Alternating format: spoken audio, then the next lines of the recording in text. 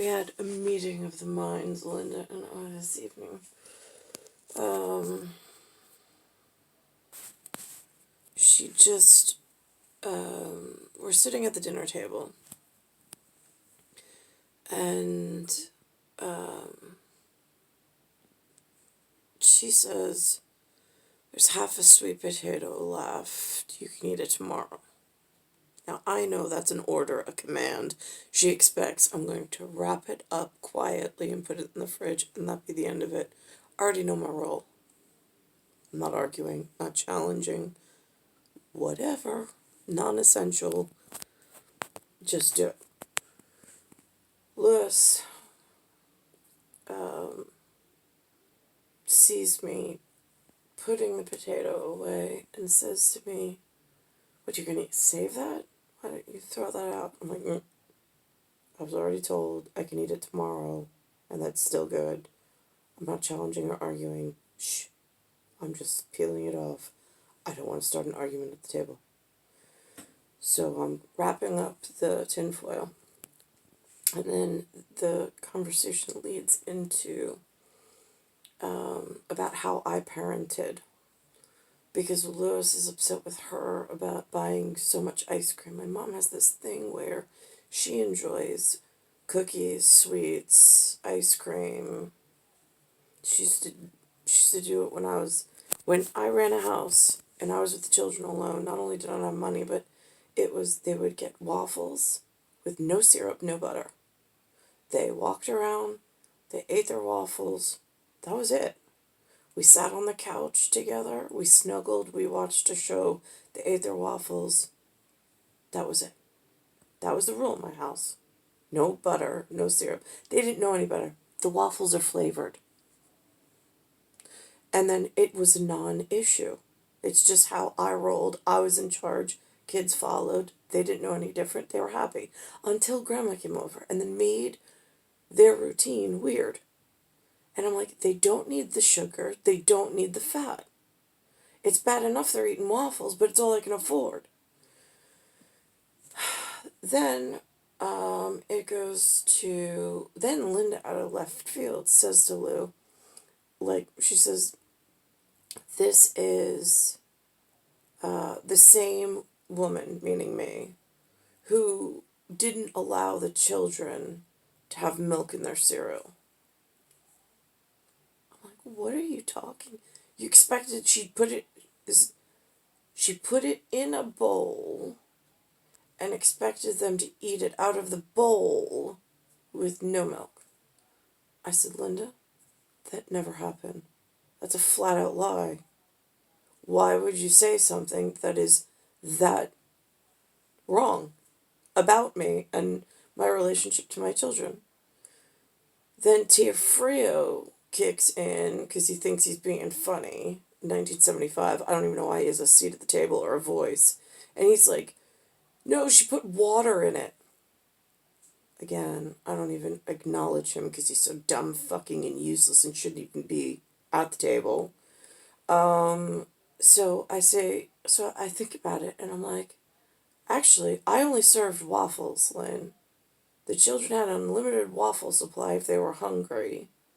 I was like, and there was no butter, no syrup, cutting down on caloric intake. I was like, and cereal. I was like, I didn't even buy cereal. I was like, you know what I bought? I bought Cheerios. One cereal. Cereal came in a Ziploc bag because it normally was if we were going somewhere. In the car, in the diaper bag as a snack. Lots of moms do it. So I know I'm not crazy. And there is a market of normalcy that would agree. It's not a crazy thing. But she threw in that I'm she paints this picture with her words, with her psychopath, in some challenge that she has to make me look bad to make herself look better as a grandparent. I'm like, I wasn't challenging you. You were a bad mom. You're a worse, whatever, adult mom. I was like, but I know you made an effort for my kids, so I don't say anything bad. Not to my kids and not to anybody else, but on fucking pissing me off telling the story wrong. So, and the other thing is, I didn't keep ice cream in the house. There was no ice cream in the house. They got ice cream on their birthdays in an ice cream birthday cake, or I made a homemade Dunkin' Hines, like whatever, with icing. That was our thing, me and the boys. Always me and the three boys that I built in my body, and there were no other adults' input. There was no other adults shopping, it was just me and them. So, I wanted to promote fitness. I mean, for them. I wanted them to be athletic. I wanted them to go outside. I wanted them to have what I didn't have, which is each other, company, and an interactive parent as much as I could. So now, but of course, my mom, and I wouldn't buy cookies. I did, if I didn't want them eating it, I didn't buy it. It wasn't in the house. It wasn't an option. Done. Like it doesn't take a rocket scientist. I just didn't buy it. I didn't provide it for them. They survived. They're all right. And they're probably better off for not eating all this crap. But like you speak to my mom, and it's like I starved them. I deprived them of some luxury of like, I mean, it's really sick. Their attachment, Lou and Lynn, to food. Lou was a little better, but Lynn, wow, on her expectations, like with candies and stuff.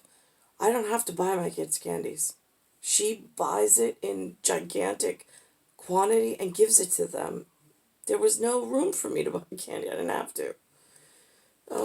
I mean, it's really sick how this social study or this social experiment or this misprogramming has evolved.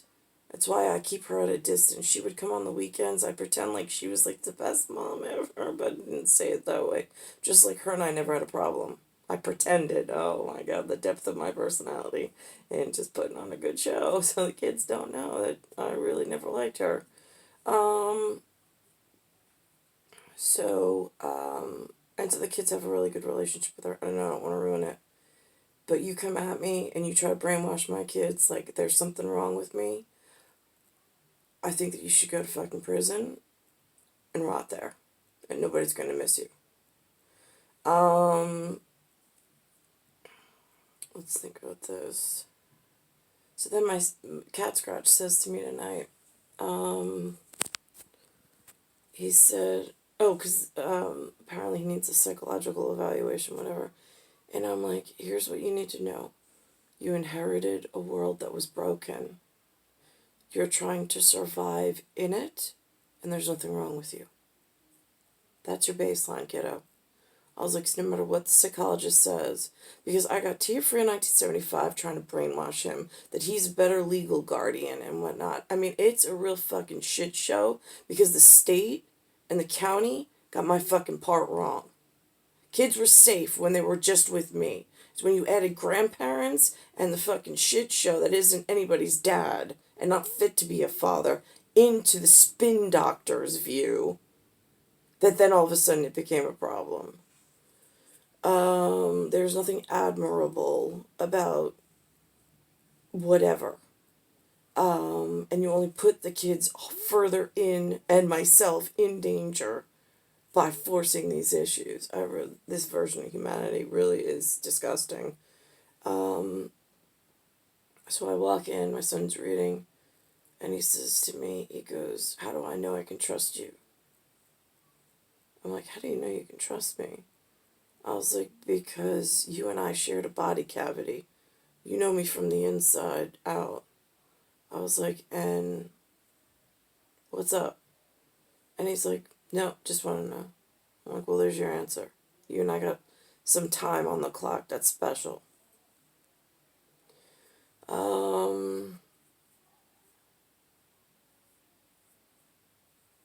I think my exact words to him were,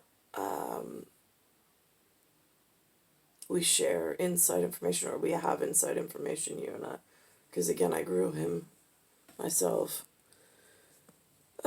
as mother, son in a gestational whatever way. It's the truth. It's creation goddess. I sure did. I created life. Um, in symbolic gesture. Oh, and then an interesting conversation came up. Linda's watching the show I would never watch. Something, it has the word OLA in it. It's a different demographic, and it's some storyline I can't sit through. And she says something about, she's trying to say to Lou, I said, I think they looked more,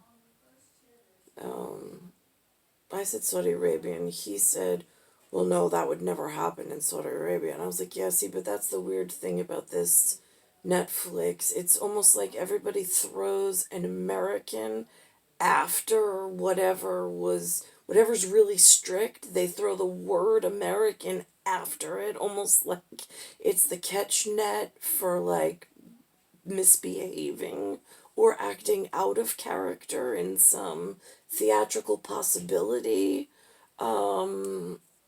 And so he was like, oh, and I'm like, yeah, again, I'm not going deeper on that, but again, I don't know when America became like this catch basin kind of a thing to put like everything that you don't want to be, you just, well, I'm an American after it, like as if it's, I mean, I don't, for image consultants of America, I don't understand why like this level of allowance is allowed.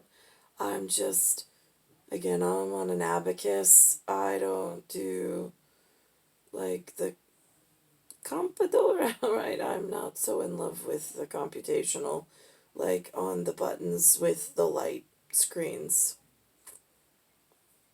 Like there's a place for them, very in like admirable territory, but it's not for everybody, or it shouldn't be. So anyhow, it's star 1978, star 8378, Nicole, Cattaruzza, it's Earth, solar system, Milky Way, universe, galaxy is broken. It's Bayside Station, Bayside, New York, 11361.